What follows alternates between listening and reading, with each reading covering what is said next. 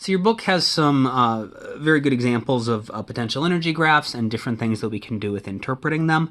Rather than me trying to freehand all of these graphs and then having you try to copy them, I'm going to encourage you to just flip to this page in your book as is useful to you. And so this is page 189. So this first picture here, this is the potential energy graph that we are trying to interpret. And so one of the things we can do is we can figure out the force that the conservative force generating that potential energy is pushing or pulling with.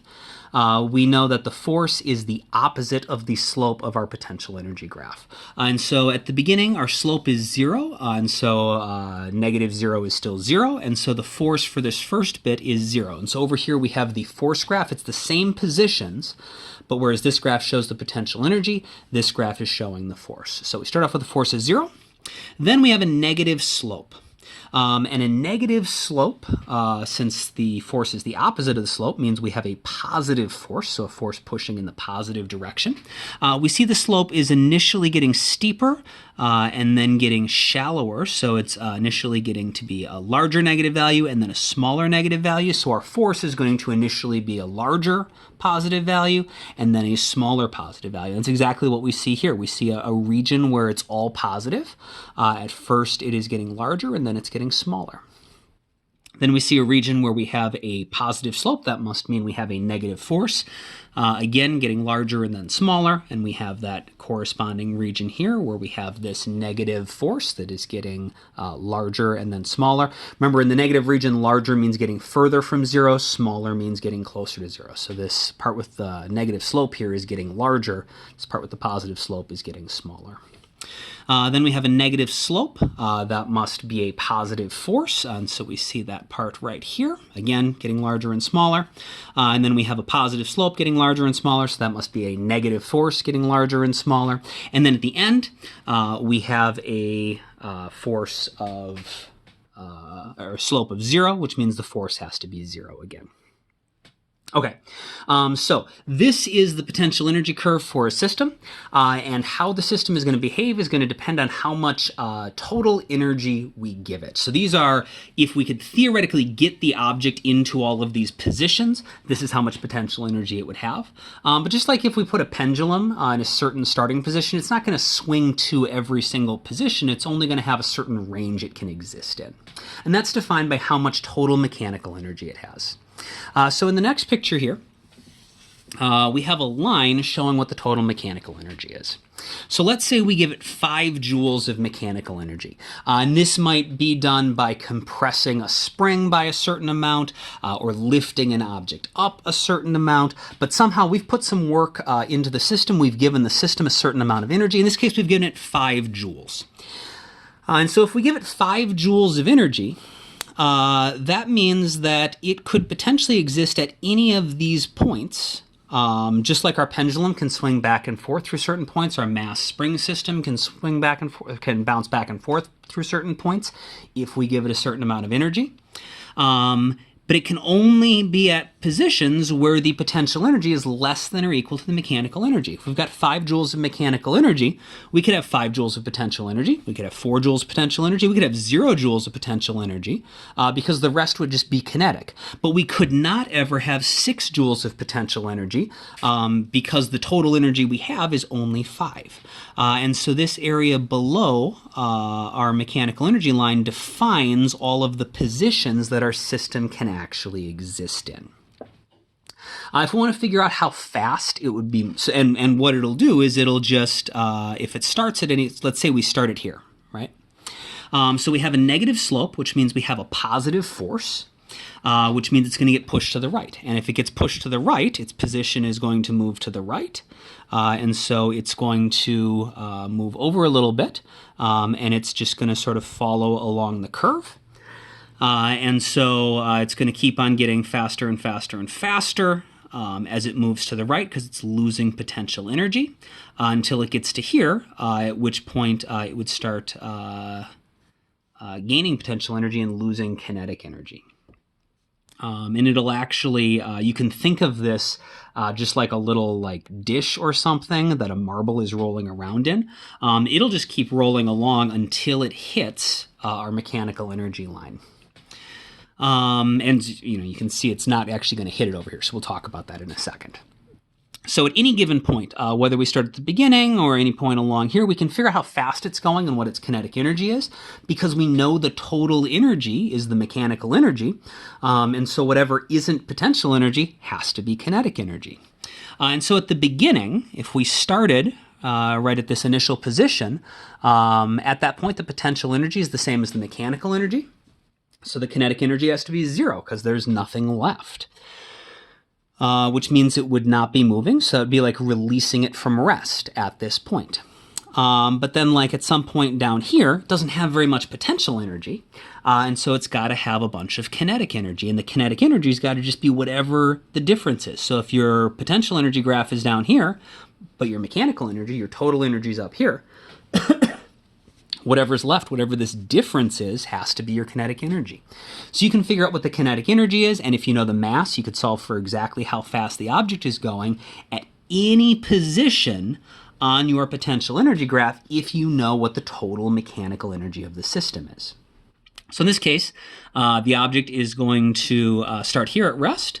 It's going to get faster and faster and faster and faster because the kinetic energy, remember, is how far apart these lines are. Then it's going to get slower, faster, slower, and then in this case, it's just going to keep rolling or sliding at a constant velocity because the height doesn't change, so the kinetic energy isn't changing indefinitely.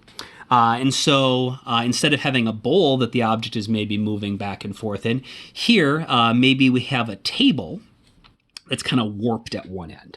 And so if we drop it on one end of this warp, it'll sort of follow and roll along the warp, but then when it gets to the flat part of the table, it's just going to keep on rolling indefinitely. If we assume there's no friction, it'll just keep rolling forever and ever and ever. On the other hand, if we rolled it in from the flat side with only 5 joules of energy, it's only going so fast, and so it can roll along the table at a constant velocity. When it gets to this warped part of the table, it'll get faster as it goes down, slower as it goes up, but it can't actually get up this really steep part unless we pushed it fast enough in the beginning.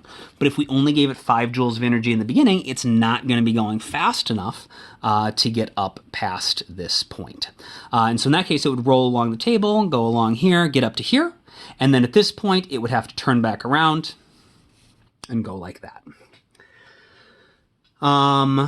Again, I just want to highlight, because the force always points in the opposite direction as the slope, it's kind of confusing to think about it that way. It just means that you can literally treat this graph like it's a bowl, because when we have a negative slope, that means it's going to push it to the right. And if this was a bowl and you put a marble right here, you can imagine that it would want to go to the right. All right, so this next picture here, they just define, so this point where it can't go any further to the left. So we said it would roll along until it gets here and then turn around. That's called a turning point. It's always going to be going the fastest when it has the smallest amount of potential energy. And the kinetic energy, remember, is just the difference between the mechanical energy and the potential energy. And then here, they just show some examples of what might happen if we have different amounts of starting potential energy. So these would all be ones where where it could actually be trapped in the system. So just like if I have a marble in a bowl, if I push it hard enough, it can fly over the edge. But if I don't push it super hard, it'll just roll back and forth up and down the two sides of the bowl. And so if we start with this amount of energy that we have here, on this top line. In that case, if we start it here, it can't go this way, but it will roll this way. The force is going to be in the positive direction, so it'll go down this way. Its potential energy decreases, so it gets faster, slower, faster, slower, but then you can see it doesn't have enough energy to actually start moving along this flat part, because when it gets to the very top of the curve, all of its energy has been converted into potential, and so it stops moving. And then since we've still got just a teeny tiny bit of slope here, it's going to start moving back, and it's going to oscillate back and forth. This pink line here, that is a amount of mechanical energy where we could have two different stable configurations.